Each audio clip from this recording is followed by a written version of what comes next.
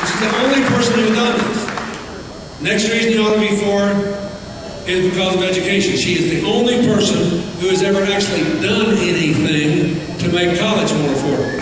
You know, all over America now, there are thousands of kids dropping out of college every year now. Y'all know that, don't you? Because the cost is going up so much, these students, they talk to their families, they think, you know, when I get out of college, I'm not going to make very much money for the first 4 or 5 years. I just cannot borrow $10,000 or $20,000 more dollars. I can't take the load on. Thousands of young people are making this decision.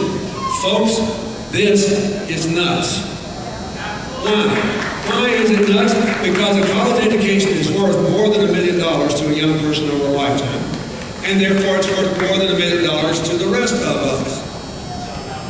So what Hillary has already done, while running for president last fall, she went back and passed a bill she'd been working on called the Student Borrower's Bill of Rights. Here's what it does. It says, no matter how much you borrow or how low your salary is going to be when you get out of college, don't you dare drop out of school anymore, because now you have an absolute right to repay your loan as a fixed, low percentage of your income over a longer period of time. As your income goes up, you can pay more, but you will never not be able to pay that loan. So you stay right there and get that degree and make America better.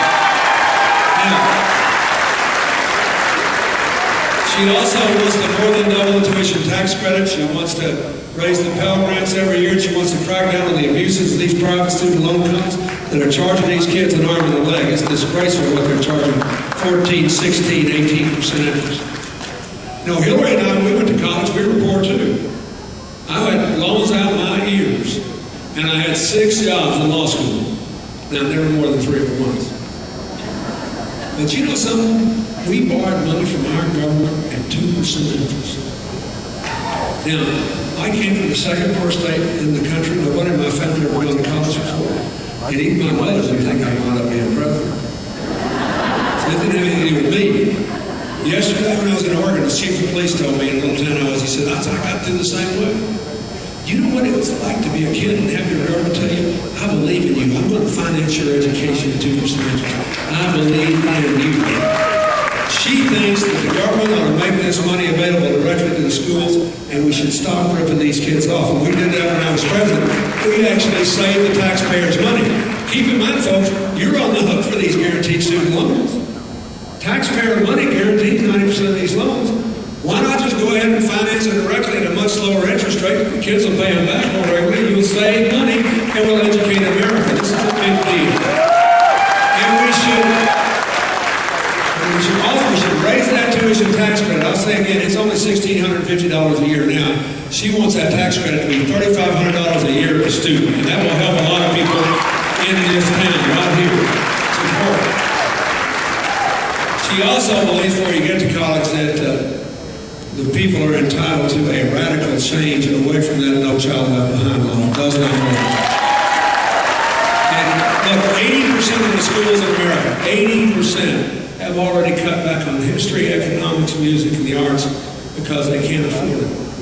And the way No Child Left Behind works, it says, okay, we're going to raise standards to world-class levels by giving this school district 5 tests 5 years in a row, and we're going to give you federal money based on how you do on the test. But you get to pick the test and the passing score of every state. Now think about that. There is an achievement gap between America and most rich countries in high school and at the 8th grade in science, math, language, and technology. In other countries, kids go to school longer, start their hard courses earlier, and they pay the educators a lot more and train and retrain them more over the course of a lifetime. It doesn't have anything to do with whether the kids can learn or not. It's a biological fact. We've got a lot of brain studies now that almost 100% of our kids, without regard to their race, their first language, their family income, can learn whatever they need to know. This is not about their abilities. This is about the system we're in. Now, so they can all learn it. And you all want to. You want every kid in this town to be internationally competitive. You do. You do. But you never pick this way to do it. Because if you pick a very hard test with a very high score, which is what you would do if you wanted to use the test, there actually are reliable tests, it would become a celebration. It would become like a small school trying to get in the NCAA basketball tournament. Every year, you celebrate, work, get ready, and we give out ribbons, and then say, heck, if it takes takes us 10 years, we'll be gaining on it. If you did that, you lose your federal money. Give your kids an easy test with a low score, pass it, you get the check every year. This is why the teachers and the students and the parents and the principals don't like this. Because you get your check all right, but over time, under this system, our kids are actually going to wind up learning less than they would if we never did it in the first place. And so Hillary wants to instead recognize that 2 million teachers are retiring and finance truly qualified new young teachers in all these subject areas where we're behind.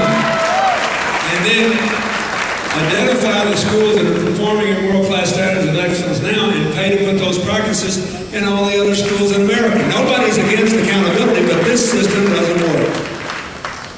Finally, you ought to be for because she's the only candidate that has been very explicit about her tax policy and her budget policy. If you watch, I don't know, you got the Pennsylvania debate on television, you may not have watched it, but you could really see she had absolute clarity compared to her opponent on what her tax policy was. And she said that if she's elected, she and I and people in our income group should return to paying the taxes we paid when I was president. And she's absolutely right about that. It was wrong to give the wealthiest people of America 5 tax cuts when we had men and women in the field. And it was wrong. And it was wrong to get rid of the surpluses and balanced budgets I left you with. If they kept that budget, this country would be out of debt within 5 or 6 years, and the baby boomers wouldn't be worried sick that our retirement is going to impose a horrible burden on our children, and their ability to raise our grandchildren. And no, we didn't do that. We went back to trickle-down economics, added $4 trillion to the debt, $30,000 more tax on every kid born in Indiana this year. It's a mistake. So she was very explicit. She said, I'm going to give tax cuts to middle-class families for health care, for education, for retirement savings, and if they care for a dependent relative. A lot of people are doing that, millions upon millions upon millions of people. And I also want them to have access to respite services. That will be it. But those of us at the upper end of the scale have gotten too much out of the last 7